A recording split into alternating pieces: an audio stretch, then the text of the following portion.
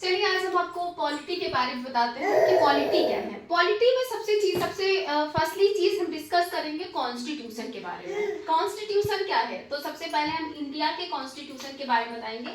Constitution of India, constitution of India मतलब होगा भारत का संविधान। भारत का संविधान क्या है, कैसे है, किसने बनाया है। Constitution of India, भारत का संविधान। A country is a legal document which provide the basic structure of political system। मतलब क्या होता है? A country is a legal document। एक देश जो एक legal document, एक कानूनी डॉक्यूमेंट बनाता है which provide the basic structure of जो हमको एक बेसिक स्ट्रक्चर देता है पॉलिटिकल सिस्टम का।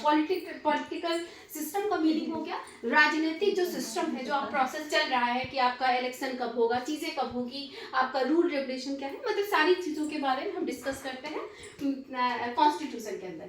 It is a set of laws और रूल्स। इसमें बहुत सारे लॉज हैं, रूल्स हैं। Firstly I will discuss parliament.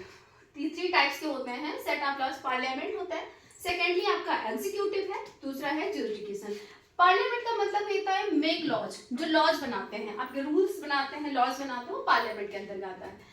Executive impose the law, laws जो बन गए उसको इम्पोज भी करना पड़ेगा, वो इम्पोज द लॉ होता है। फिर उसके बाद में होता है ज्यूरिडिक्शन, डिफाइन द लॉ जो है उसको डिफाइन करने के लिए ज्यूरिडिक्शन का काम होता है। फिर उसके बाद में हम आपको बताना चाहेंगे हिस्ट्री ऑफ कॉन्स्टिट्यूशन। हर चीज के पीछे कुछ ना कुछ इतिहास होता है। आप मतलब इसको ऐसे तो कॉन्स्टिट्यूशन आया नहीं होगा, कॉन्स्टिट्यूशन के पीछे किसी की सोच रही होगी, कुछ चीजें रही होंगी। तो हिस्ट्री ऑफ कॉन्स्टिट्यूशन का मतलब है इतिहास क्या है कॉन्स्टिट्यूशन का। The idea was given by M N. Rao in 1930। एक एम.एन. राव थे जिन्होंने इस आइडिया को, ये आइडिया उनके दिमाग में आया था, उन्होंने 1934 मेरे लिए सबसे बड़ी चीज है कि 1934 में इन्होंने इस कॉन्स्टिट्यूशन को दिया था।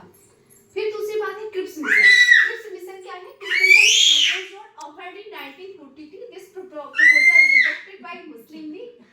ये ऑफर हुआ था 1942 में। किसी चीज का आपको सबसे बड़ी चीज उसका वो जानना जरूरी होता है कि कब ये शुरू हुआ था। तो 1942 में क्रिप्स मिशन का प्रस्ताव आया था 1942 में, लेकिन उसको मुस्लिम लीग ने क्या कर दिया था? रिजेक्ट कर दिया था। तीसरी चीज आपको ये जानना होगा कि at present constitution of India, जो आपका प्रेजेंट कॉन्स्टिट्यूशन है इंडिया का, उसमें 480 आर्टिकल्स हैं, 12 शेड्यूल्स हैं, 22 पार्ट्स हैं।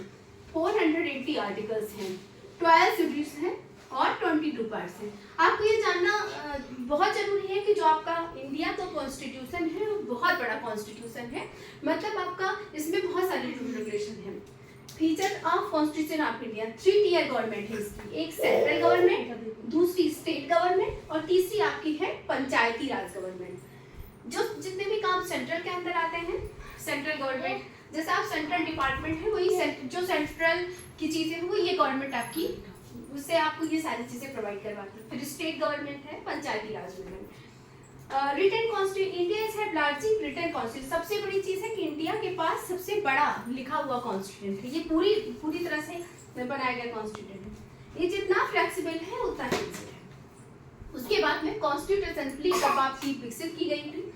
ये स्टैब्लिश हुई थी 6 दिसंबर 1946। इसमें मेंबर थे 389 मेंबर थे।